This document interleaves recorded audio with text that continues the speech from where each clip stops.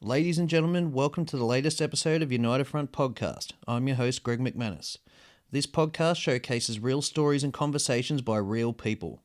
Everyone has their story to tell, and we can all learn through these stories and experiences. Just two quick things before we start. United Front Productions and Fat Rap Promotions present Punk's Not Dead, Just Frozen, featuring Totally Unicorn, I Am Duckeye, Speedball, Apprehension Avenue, and Madame Fatale. Friday the 9th of August at the Baroque Room in Katoomba. Tickets are available now through ticketbooth.com.au for $15 plus booking fee, $20 at the door. Make sure you get to this show. Secondly, United Front Podcast is now available through all major platforms, including iTunes, Spotify, SoundCloud, Podbean, and YouTube. Like it, hate it, rate it, and review it. Give me some feedback.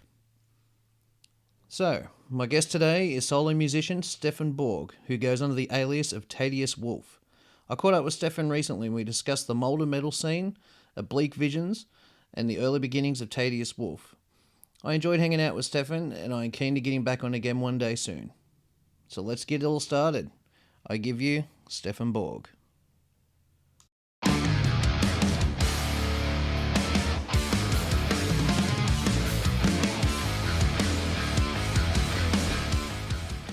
Stephan, thanks for coming on, man. Thank you. Appreciate it. So, tell us a bit about yourself. Stephan Borg. My high school nickname was Wolf, which is where the Wolf bit comes in. Mm-hmm. And I carried that overseas and came back and still try and use it today in my music. My solo project Tatius Wolff is play on that nickname. Mm-hmm. Father of four. Yeah. 45 this year. Mm-hmm. Wimmerley local. Yep. So that's pretty much me in a nutshell. Yeah. Yeah. Okay. So tell us about where were you born and where'd you grow up? Yep. So my parents were both Maltese immigrants in the 70s. They came out to Australia in the 70s. Mm-hmm. I grew up in Kurrajong, Hawkesbury district, Yep. and I was there until I was about 16. Mm-hmm. And I started music. My dad played guitar, so I was exposed to music from a pretty early age. Yep. I played piano, I think, initially, and then in my teenage years I wanted to start playing guitar. Okay.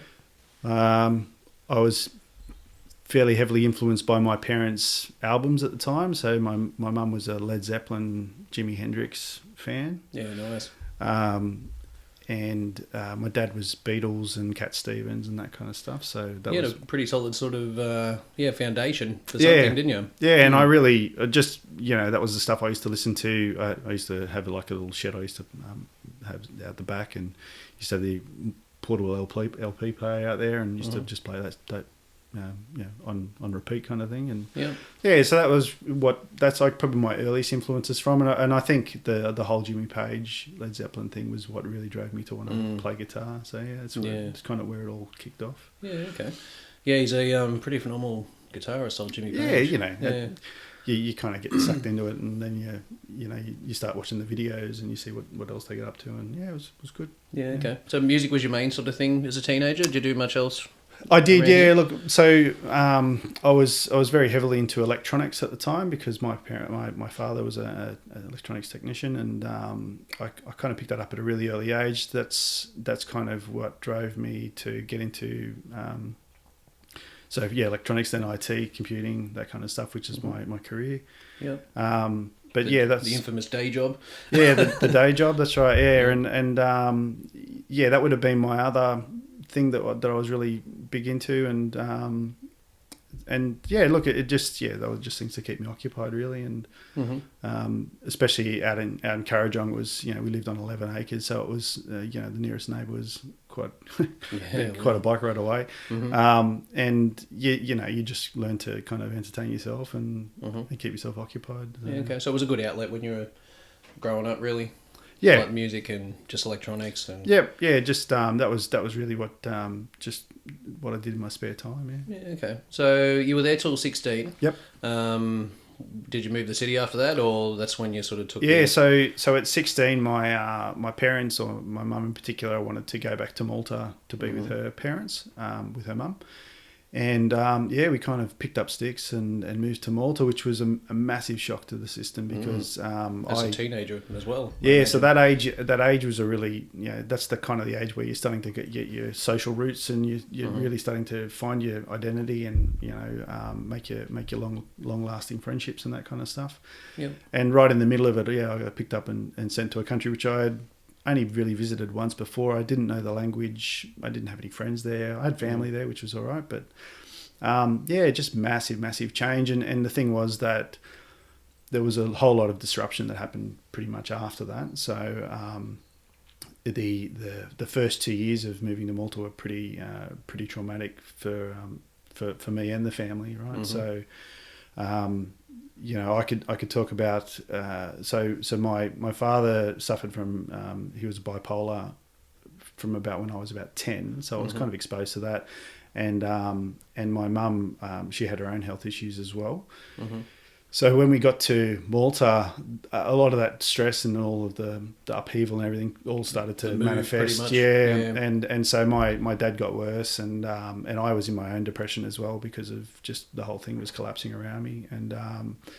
And so those first 2 years were pretty rough. And I remember it was about 2 years because there was a point where I got on the bus to go to school or something, and I remember smiling, and I was like, I haven't smiled for ages. Wow. It was really you could really it was like the last time it was a point in time where I was like, wow, I actually feel good for once. Like it was really and it was about 2 years into it. So that was really rough. And my dad returned to Australia in probably 93, I think it was, and then so that was my time in Malta, and it was good. So you had a couple of years over there. Yeah, I did 8 years all up. 8 years, wow. Yeah. So what's Malta like? Give us a bit of an insight to that. Yeah, Malta's as a young adult, and it's your typical summer Mediterranean island with the crystal blue water and rocky beaches and massive tourist spot. Like the island itself is, I think today it's 550,000 people on it. At the time when I was there, it was 400,000. Yeah, wow. But they get 1.8 million people go through there during summer. It's just phenomenal. It's crazy. Yeah, it's really is.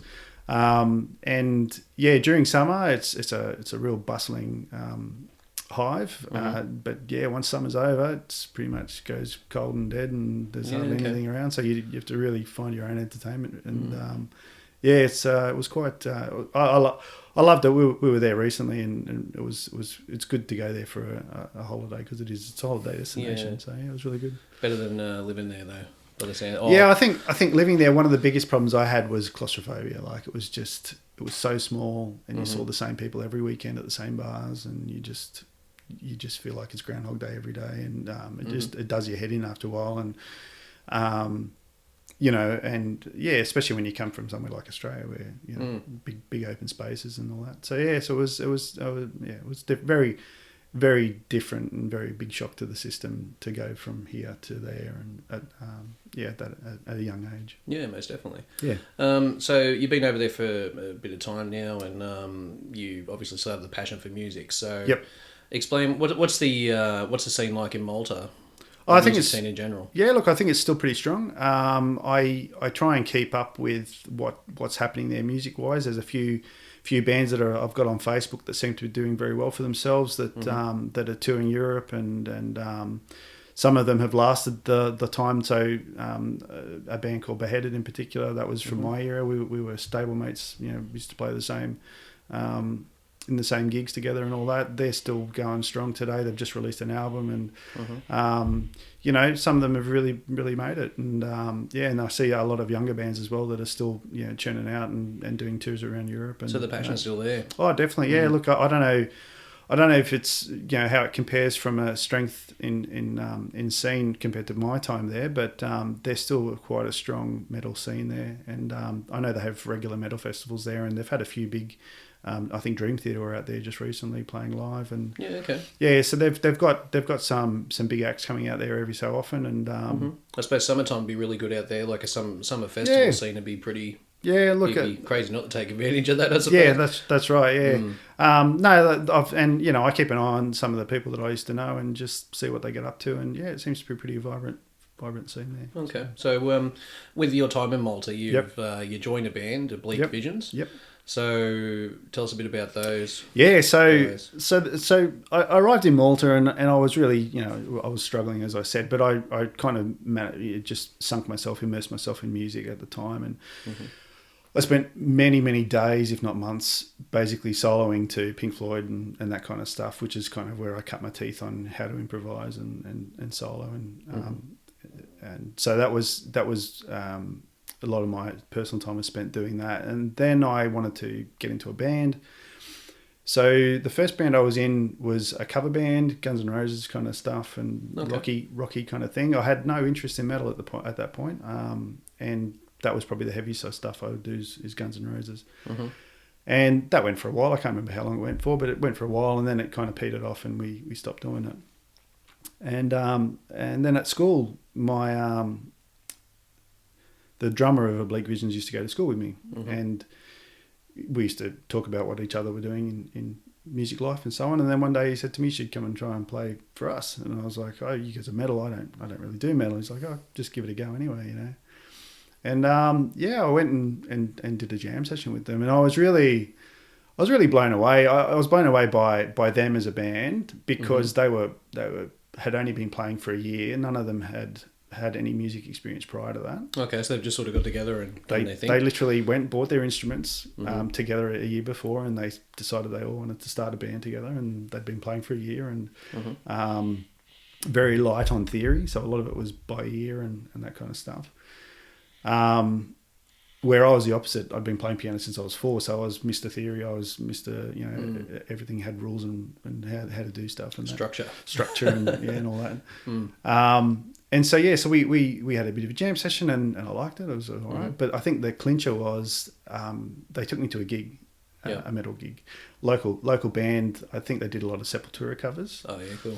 Can't go wrong with that. Well, the thing was, I was their first real metal gig there. I hadn't been at anything like that before, and I specifically remember the band played Troops of Doom, and the entire place just went off, like it was just explosive, and I was blown away. I was like, wow, this is incredible. I just want to be part of this, and I recall.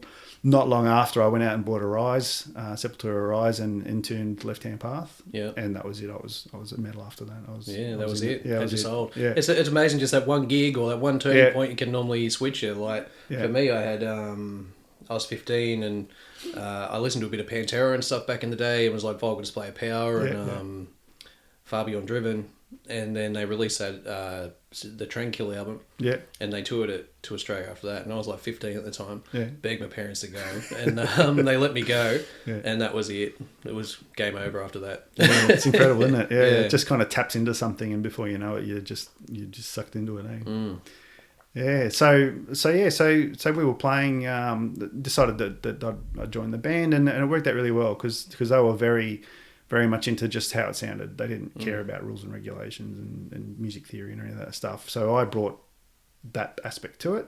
Yep. And by fusing that together, we really, the rule that they taught me, which was something I never forgot afterwards, was the only rule in music is there are no rules. And I think that was the biggest change for me, to realise that you could make music with no rules. You could just make it, and if it sounded good, Bit of a punk sort of feel to it, really, like just and do what you want. They kind of exposed me to that, and I was like, you know what, I think you're right, and so we just fused.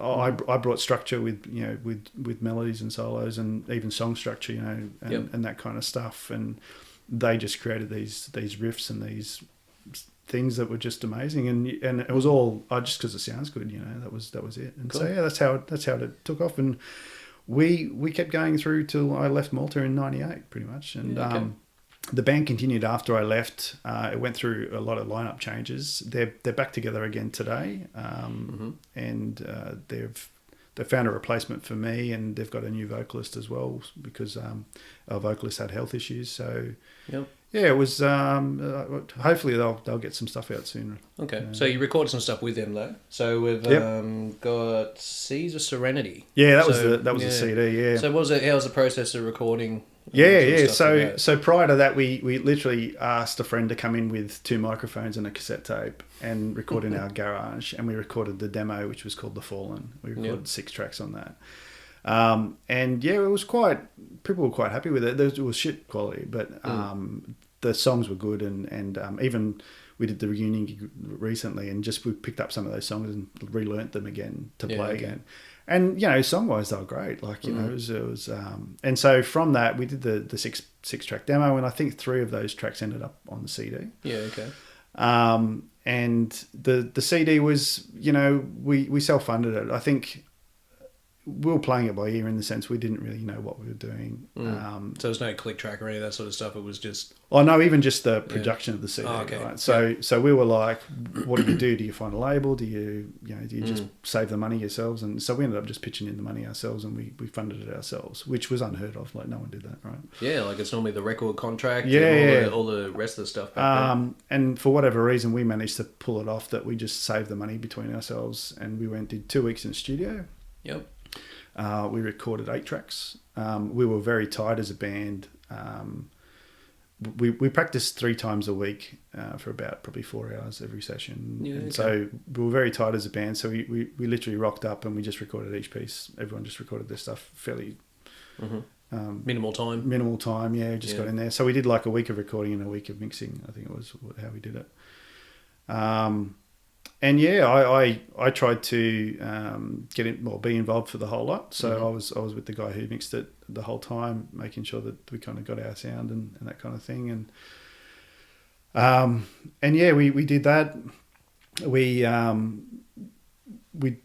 our own artwork. We kind of just put it together, and I think in the end of it all, we pressed about 1,000 CDs. Yeah, okay. Up. Yeah. So can you still listen to that album today on iTunes? And no, I don't think we've actually put it online. So there's a copy of it on YouTube. You can find the whole album there. But yeah, I don't think we've ever published it through Spotify or any of that stuff, which is probably something we should do. But I'd probably have to just raise it with them and see what we can do it. Yeah. It's got a real sort of doom feel about it, like that album, I think, and just it's quite moody from just the bit that I listened to yesterday. It's it's quite got an emotive sort of angle about it. My bassist and myself, we used to write a lot of the music, and I was still probably going through a lot of trouble in my own life, which a lot of that shows through in the music that we choose. And good outlet. Yeah, I could try and play doom today, and I probably would be very unsuccessful because I don't have that anxiety and that. I think it's one of those things you need. That negative, you almost need to have that oppression on you to play that stuff, right? Yeah. You can't fake it. Like it's just it's really hard. And because I live, it's a different stage in my life now. I'm a family guy and that kind of stuff. I don't have that, and so I could try and play it, but it probably just wouldn't be the same. Whereas back then I was neck deep in it, and I could just, every time I picked up a guitar, it just kind of instantly came out in the music. So I'm a bit of I'm a fair Devin Townsend fan myself. Yeah. So like when I just look at that, say Strapping Young Lad, and that whole sort of dark anxiety era that he was there, like it's some of the most brutal music. Like I love it. And then you listen to his new album Empath. You can just see like a journey as a human. As well as just like his whole mindset and everything, and just how much has changed. Look, if you can. I remember before I started writing the album that I've just released, I was like, I need to tap into something that's real. Like I can't just make stuff up, and I had to literally find a life event that I had to be able to go, right, I found it now. I can tap into that and pull the emotion out and try and express it through music. Because otherwise you're not just making it up, but it's just not the same. Like as you said, you can really hear it in the music when someone does that. You can tell, man. Like you think of those, for me, like I think of the classic albums I'm really into. And unfortunately, those artists at the time were just like in a real real average place. Like Trent Reznor's another one too. 9 Inch Nails, like the Downward Spiral.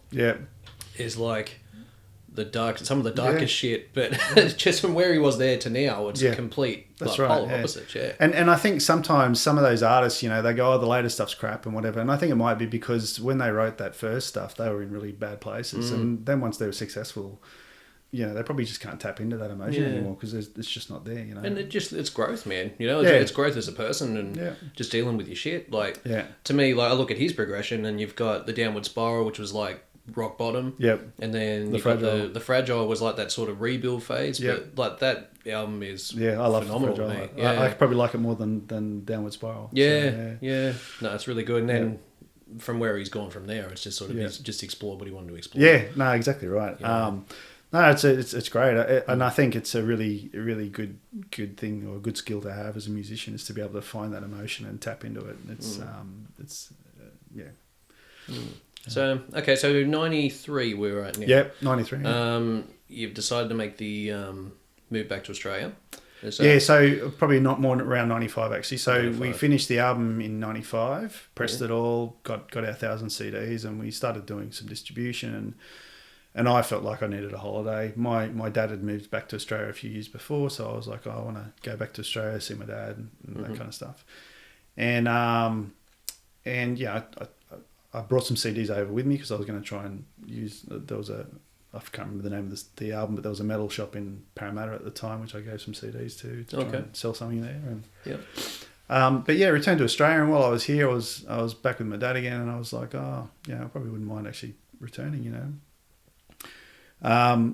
and I spent 4 months out here with some good mates of mine, and then returned to Malta and kind of got there, and I just had to make a decision, and I was like, well, I think I'm gonna just wasn't the same when you went back. Yeah, well, I look, so there was part of me that was like, we could have done really well as a band, and it was always, do I just keep pushing that we get there, which would have been a very different path, or then I've got obviously the family side of it, and it's like, it's your dad, and what do you do? So I think that was primarily the reason behind it, was that I just wanted to come back to kind of be with my dad. Yeah. So yeah, who knows where we would have gone with Oblique Visions if I hadn't done that. But it was, so we did 2 more years. While I prepared to come back to Australia, we had about 2 years from the time I'd made the decision. Yep. And we continued to gig and write songs and so on. Just enjoy the time. Really. Yeah, it was good. It was. I met my wife around that time as well. So she's Maltese as well. No, she's Dutch actually. Yeah. Okay. She came over as part of like a school. She went to a tourist school, and they deployed her there for a period of time to be at Summer Island, a tourist island. And so we just met and hit it off, and before we knew it, we were long-term relationships. So, yeah, wow. Yeah. And then she decided to come to Australia. Yeah, so I think around the time I met her, I was like, oh, by the way, I'm going to be going back to Australia, so just be aware that that's on the cards, kind of thing. And she was like, oh, yeah, okay. And yeah, she came along for the ride, and she's still here today. We're still together 23 years later. That's awesome, yeah. Yeah. It's really good. So you moved back to Australia, so music sort of off the table for now? Yeah, look, I came back and I really wanted to be part of a band, and I looked around and I tried to work out how do I get into this scene, because no one knows me, and I had a few attempts at playing with bands and nothing really ever gelled, and within a year or so I was like, actually, I'm just going to give up. Yeah. And so I pretty much didn't. I've got my baby JCM 800 valve amp, which I brought with me because I couldn't live without it, and it sat in my garage for 17 years or something. Just looked at it. Yeah, just didn't do anything. And my guitars as well, they were all in their cases. Never really pulled them out. And so up until about 2015, I really didn't touch the music stuff at all. And I suppose it's just like a lot of family life then, and career. So concentrate on that sort of stuff. I think career was probably the primary one. And like I said, I had a background in IT, and I used to do a lot of IT stuff in my spare time as well. It was just that was where my focus was. And just providing for your family, really. I think it's I think you've got to do it, really. Don't you? I got 4 kids. My eldest was born in 2004, so it was only 4 or 5 years after. So it was just I think it was just the time of your life when I think we spoke about it a bit off before, that when your kids are young, you kind of don't have too much spare time anyway. That's it, man. It's just that your focus has got to primarily be on that. That's right. And I found that as soon as my kids were getting older, that some of that free time started coming back again, and I was like, oh, actually, maybe I should do something else. And so around probably 2014 or something, I got a gift card from work, and I thought, I wouldn't mind learning bass. Actually, I like bass, and so I went to, I think it was JB Hi-Fi, and bought a really cheap bass and started playing it, and that kind of started to re-spark the embers to get back into music. And nice. Yeah, and so that's where it all started. And I didn't really know anyone to play with, and there was actually this really cool website called WikiLoops where you kind of collaborate with other musicians, and just online sort of thing. Okay. And you kind of they record a track, and then you pull that track off and you add your bit to it and put it down as a remix, and then someone else picks that up and remixes on top of that. And it's a really interesting way to collaborate with other people. And I started doing that, and I was really starting to get into it. I was like, oh, this is really cool. And then my old band, Oblique Vision, said, hey, we want to start recording again. Oh, wow, okay. They're like, do you reckon you can write music again with us? And I was like, we can try. Like, I don't know, we can't really jam live or anything, but you've got a bit of a gap there, a bit of a distance to cover. Yeah. And so we started writing music again, and I think we churned out about 3 songs. Okay. That was probably 2017, I think. And how did you find like the distance writing compared to jamming live with the same guys? Like, was it? It was interesting because they would kind of hand me off a recorded track of them all playing, and I kind of had to work out where I would fit in to do my bits. So it was a bit different. And yeah, look at you. We kind of made it work.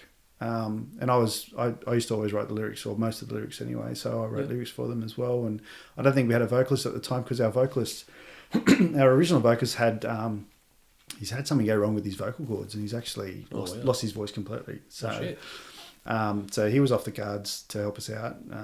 And so I was doing vocals just until we worked out what was going to happen. And I think after a while we realised that it wasn't going to be a long-term thing. Like, you just couldn't really do it.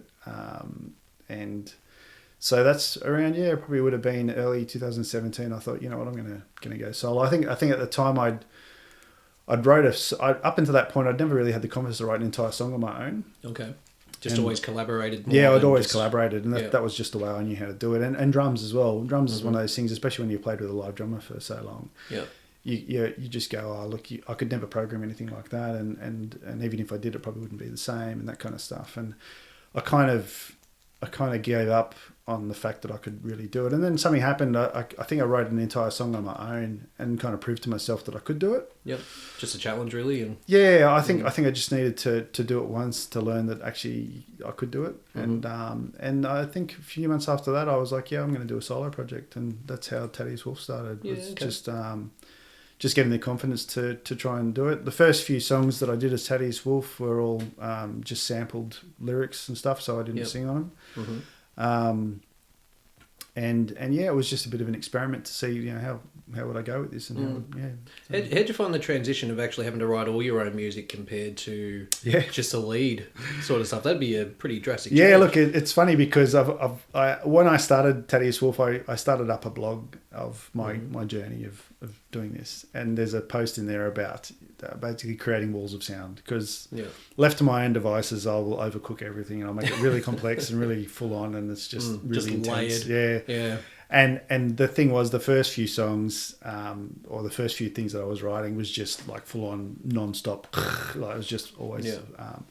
And I call out in that blog post that something clicked to say, you have to breathe at some point. You have to actually stop and breathe. And I think it was a really important lesson to learn as a songwriter, is that you need to make space for even your listeners to breathe, right? Because they've got to have a respite at some point. Yeah. And that was the biggest learning, I think, was that you can't just. Whereas when you're collaborating with someone, you're kind of forced to stop. That's right. Yeah, you have to feed off each other then, and that's right. Yeah.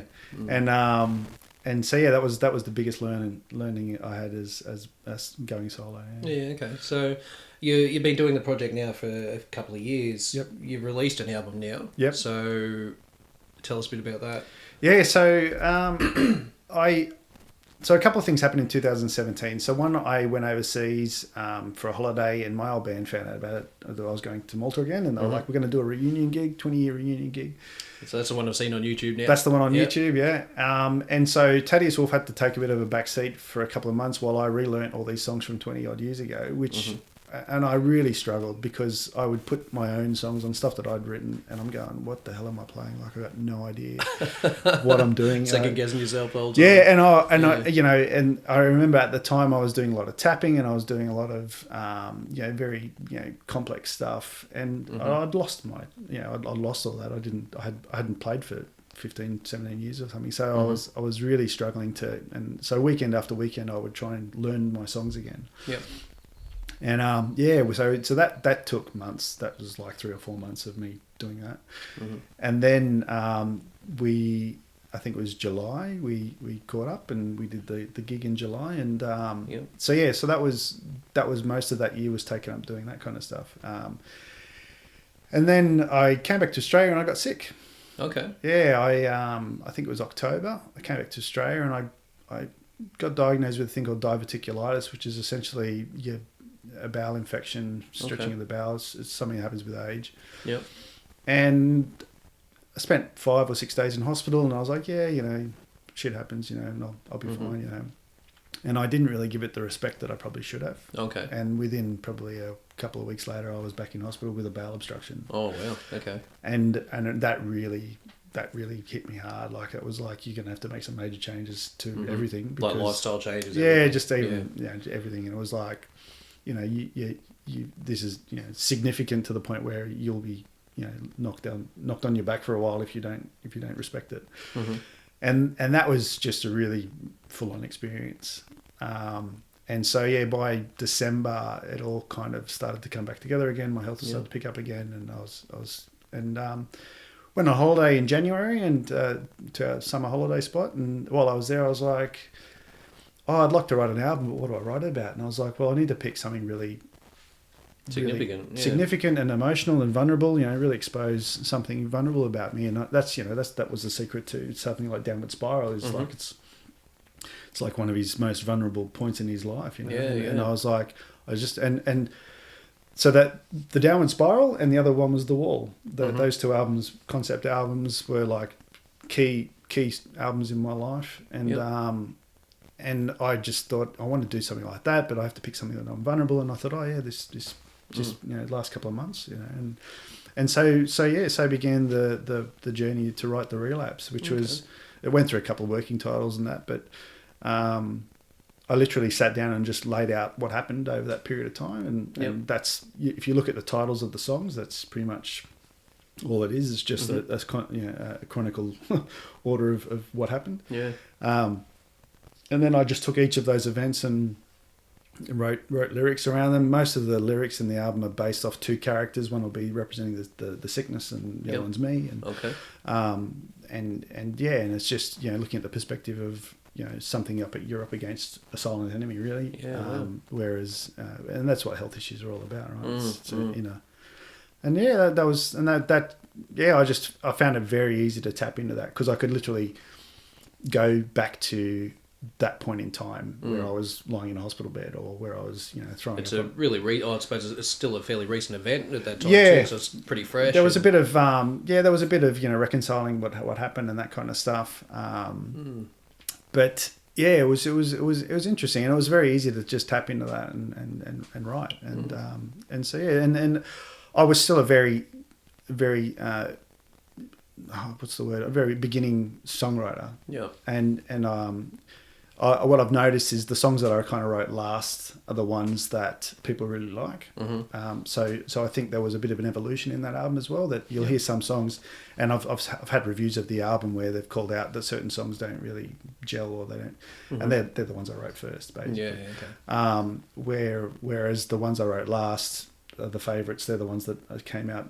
Most of them came out as the singles, and it was and so I can see that my own evolution of writing stuff, and I was like, okay, cool, and then that's kind of laid down the foundation to keep going and keep writing more stuff. So this is obviously isn't the end. So no. Have you got like do you think you'll run with like another concept album? Yep. Or Yeah. So the project I'm kind of pursuing at the moment is, again, another concept album, but instead of releasing it as a single album, I'll probably release it as 3 EPs. Yep. And what I'm doing is I've got essentially 3 characters that are based off some real people, but not solely. They're kind of bits from here, bits from there, and so I've got a single coming out in 23rd of July called Exceptional, and it's based off the first character, which is like a psychopathic politician, basically. Okay. And so it's essentially the 3 characters are a psychopathic politician, a conservative patriot, and a violent left winger, basically. Okay. And so with these, that's like majority of that's pretty much our society as we sort of speak at the moment. I've tried to pick really extreme extremes. Yeah, it is. To be fair, it's kind of like a triangle at the moment. Yeah, it's triangle, and there are extremes, and what I've tried to do is do research. So I actually spent a few days researching psychopaths and corporate psychopaths and political psychopaths and understanding what makes them tick. And greed and all that sort of stuff. That's right. And if you look at the lyrics of Exceptional, it's just me kind of pulling that all together and saying this is the psyche of that person. Like that's what they thrive off, you know. And something that always comes to mind is like it's a dog eat dog world, right? And so that's their tenet, that's their principle in life, is it's a dog eat dog world. I don't really care about anything else. It's me making, it's me and that's it. That's it, yeah. And so there's that aspect, and then I'll probably do a very similar exercise with the other 2 characters as well. For the Patriot, I don't really have too much. I can look at normal people that I know in real life that I can pull stuff from, but there's still a fair bit of reading there to probably do. Yeah. Or you'll probably just engross yourself in some of that. Yeah, stuff. It's just research and observation. It's a bit of a almost anthropology type thing. You just kind of look at and observe at how people, what makes them tick, what makes them want to do what they do. Why have they got those prejudices? Where did they come from? Those kind of things. And then for the violent left winger, the 2 people I'm actually looking to kind of really understand is Nelson Mandela and Jose Mujica, who's the Uruguayan president. He was Uruguayan president. Yep. Both those guys were violent radicals. You don't hear it talked about. But they actually you only hear the good stuff. The soft version. But in their early lives, which is what got them into prison in the first place, was they were quite violent. Nelson Mandela did sabotage of infrastructure and I think he might have even killed some few people with the bombs and so on. And Jose Mujica is probably something similar. And I think that's something that we just never talk about, never hear about. It's never mentioned anywhere. And I feel that that's almost like a missing piece to the puzzle. Like there's if you look at the whole thing, you're like there's this spot that's dark and no one ever talks about it. And so I'm really curious to dig a bit deeper in that space and just understand what happens. Do you think it could be just on this journey? It could be quite confronting, I suppose, learning about some of these extremes. Do you think it'll be? I don't think it'll be confronting for me, but it might be confronting for people who then listen to the songs or read the lyrics and go, "Fuck, what's this about?" Where's this dude? Yeah. Like I think because I'm going to, especially like Exceptional. If you look at the lyrics of Exceptional, you think, "What the hell is this about?" Like it's almost like me boasting, but I'm writing it from the perspective of someone else. So. And at first I was tossing it up. I was like, should I do it? Should I do it? And then I was thinking, you listen to some songs. I think it's 9 Inch Nails, Capital G, right? So he talks about George Bush, but the lyrics themselves are all about, I don't give a shit about you guys, blah blah blah, that kind of stuff. And take it from his perspective. Yeah, and I thought, fuck, he got away with it. I'll do it as well. So I'm just now writing from the perspectives of these 3 characters, and if it's confronting, it's confronting, and I don't mind a bit of shock. I don't know if you saw the album cover of Relapse. It's quite shocking. We've got a whole sort of scar thing going on there with a lot of your stuff. So is that significant? Like is there a reason? The scar? No. So the.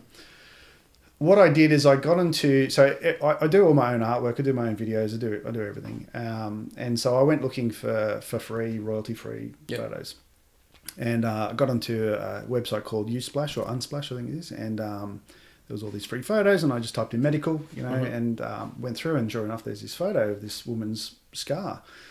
And I thought, I don't really want to just take it and use it. And so I worked out who the author was, the photographer, and I reached out to them.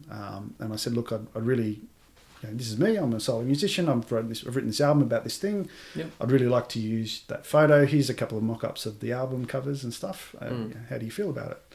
And she was overjoyed. She was like, I love it. I really, that's awesome. Really want you to do it. And I was like, oh, cool. I said, I'll give you the album when it's all finished and so on. Mm-hmm. But it's actually her partner. So her partner had Crohn's disease, I think it was. Right. And they had to, I think they must have chopped out part of her intestine or something. Mm-hmm. And so she was documenting her journey at the time. Yep. But then she's released these photos publicly. And so I took the photo and I was like, well, it's all about health issues. And, relapse particular is about, thinking you're over it when you're not. And next minute you're back in it again. And yep.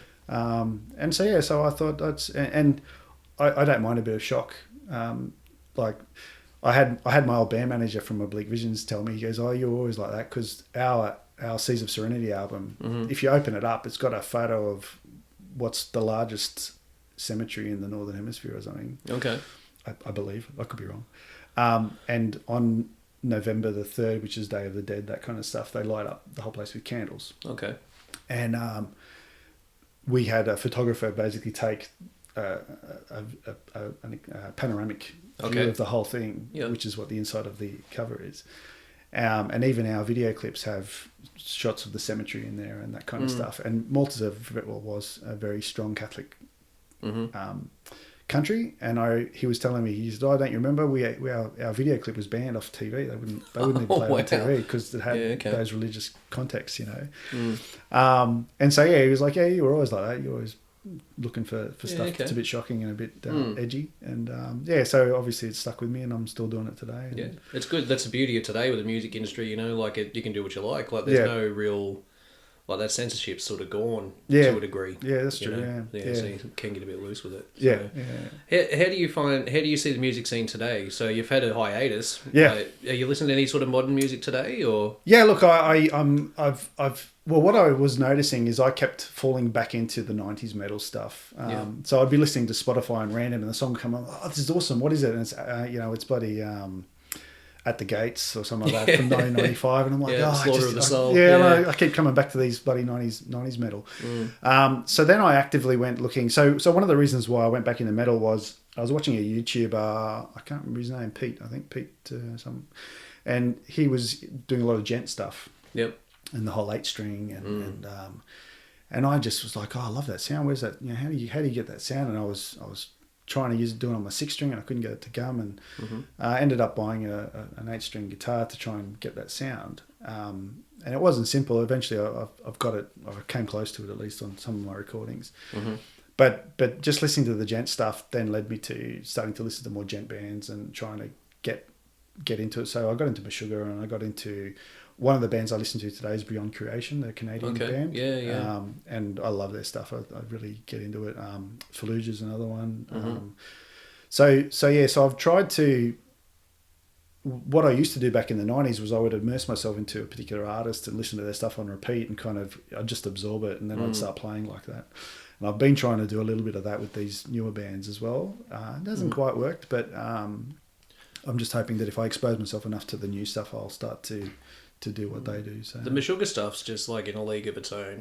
For when it came out to now, that's their sound as far as I see it. Everyone tries to get to that. That's the level, and also the stuff they wrote in the 90s is different to the stuff they wrote later. And again, I find myself falling into the 90s stuff. You're digging more of the 90s song, and then I'll find out it was written in 1995 or something, and it's like, oh, shit. I'm still there. But I've got to and then I go listen to the later stuff, and I'm like, I can get into this as well. But I don't want to keep playing 90s metal, even though that seems to always just come out. I'm secretly hoping there's a revival of it, in the sense that some of the new stuff starts to circulate. Every 30 years or so we kind of regurgite the stuff we heard before. It's 80s now, I think. There's a fair bit of 80s in some of the newer sort of modern stuff I've listened to. I do tend to chase a lot of the modern stuff. But it's so funny because I listen to this new stuff now and it's reinvented and it's new, and it's this is 80s That's hardcore. Right, yeah. There's nothing there's nothing new here. Like I had to listen to your album Yep. today and late yesterday as well. So I can hear a lot of 90s in there Yeah. personally. So you can hear like the prog thing. Yep. I hear a lot of Tool, Deftones. The whole keys thing is like really 9 Inch Nails as well. Yeah. So you got like a real sort of Yeah. 90s feel on that, but just sort of all blends together. You know? Yeah, look, and I'm trying to put a modern twist to it. I've had someone review the album and call it Gentified Tool, which was which is I love that term.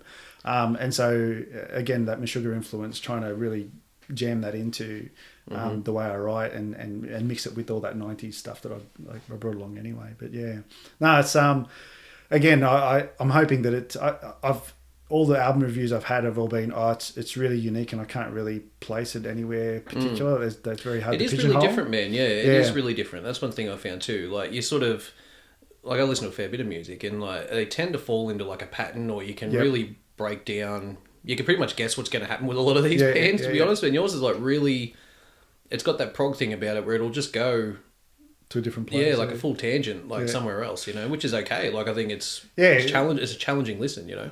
Look at a bit of substance. I will have a habit of overcooking stuff, so I need to walk my own fine line of not going too tangential. Yeah. But at the same time, I don't mind doing a bit of a twist here and there, and but yeah, for me, it's like, I don't want to write something that's so weird that everyone goes, oh, that's just too hard to listen to. But at the same time, I don't want to write the same stuff you hear all the time either. So.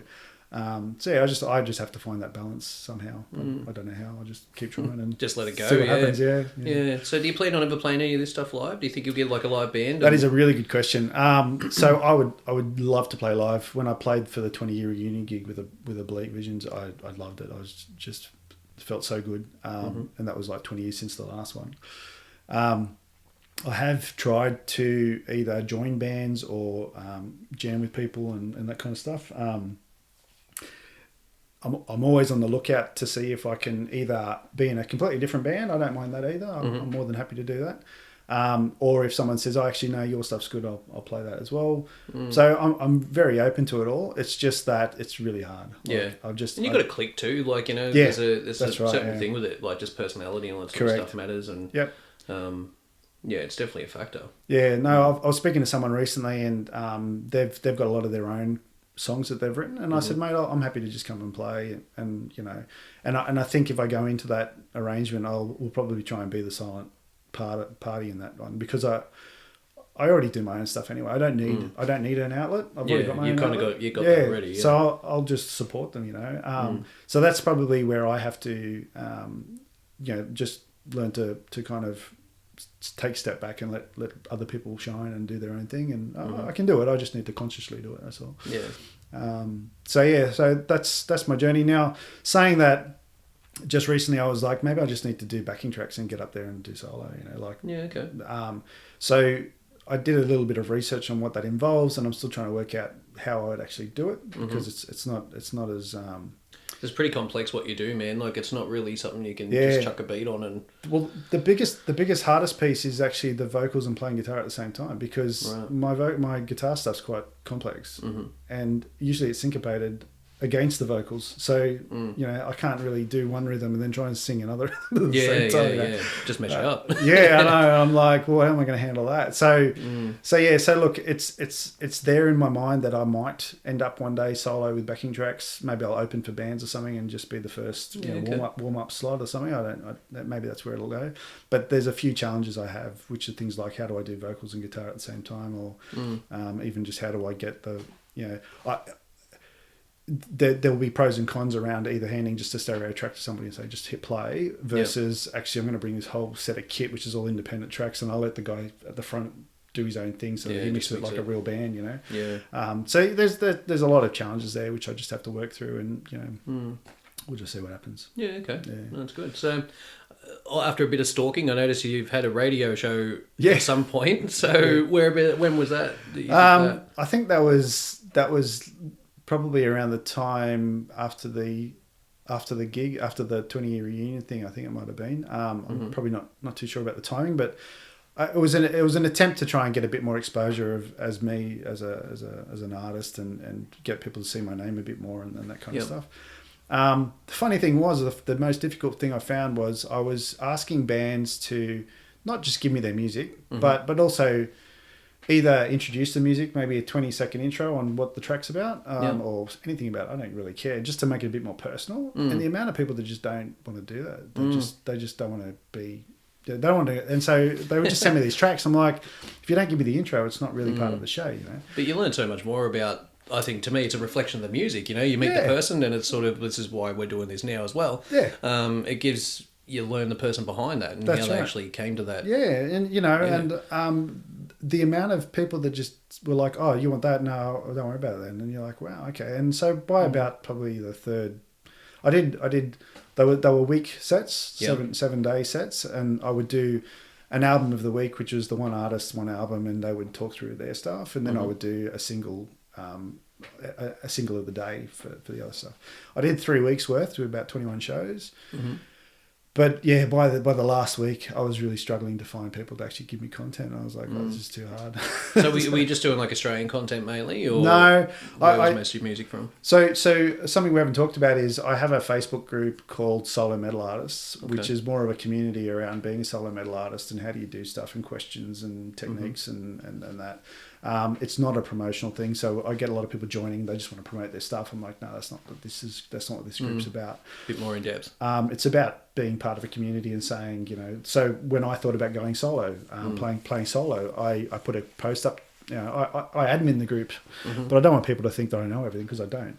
And I was like, hey, I'm thinking about it. What do I do? Who's got some hints and tips? And sure enough, everyone's coming out of the woodwork going, yeah, you got to do this and you should try that and do this and be aware of this. And that's what it's for. It's being able to. There's 850 members in that group, and being able to put a question up and have a whole bunch of people respond and tell me, you know, what they think. Yeah, just decent, good, like quality feedback. And they're people that are doing what I do, you know. And that was it. It was really good, and I've heard a lot of positive feedback from those people because they're like, it's the only place on the internet where I can go and be with people who are doing exactly like I do.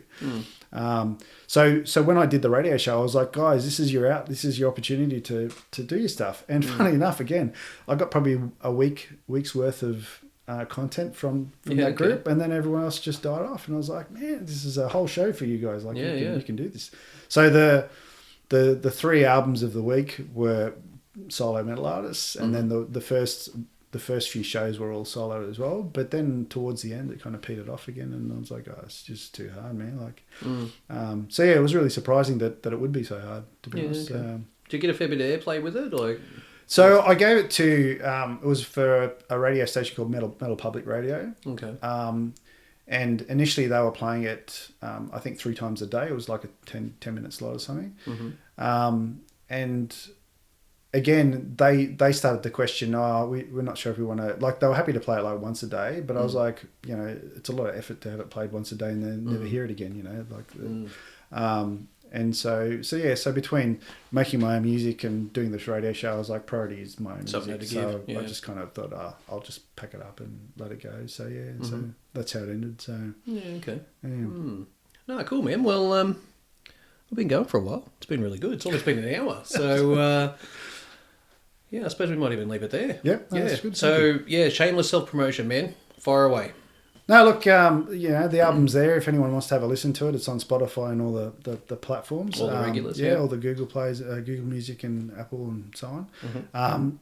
What about your blog? If someone wants to reach out and just check out some of your history? Yeah, so if you're up for a bit of reading and that, the blog is pretty much the journey from when I decided to start this project through to, you know, it can get technical sometimes. I talk about the production side of it as well and things that I've experimented with. Some of it's out of date now, so you might read stuff and you go, that's not true, and it's probably not true. It's just at the time that's what I thought was the right thing to do, and I may have changed my mind since then. I've got Bandcamp as well at the moment, which is probably, if I think out of all of the outlets, it's probably the cheapest one to buy the stuff from, and yeah, so that's probably worth mentioning. But yeah, look, if you can find me on all the social media platforms as well, Tatius Wolff, and just reach out. Just you know, if you want to play live with me, that's great. Just tell me you're interested, or even just a jam or collaboration, whatever. I don't really care. I for me, the thing I'd really love to do is get back up on stage at some point, and whether I'm doing my own stuff or someone else's stuff, I don't really care. I'll just be good to go play live again. So yeah, reach out. It's awesome, man. All right, thanks for your time, dude. Thank you. Appreciate Thank you very much. Cheers.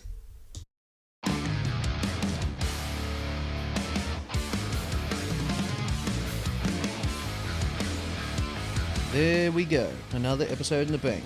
I hope you enjoyed it.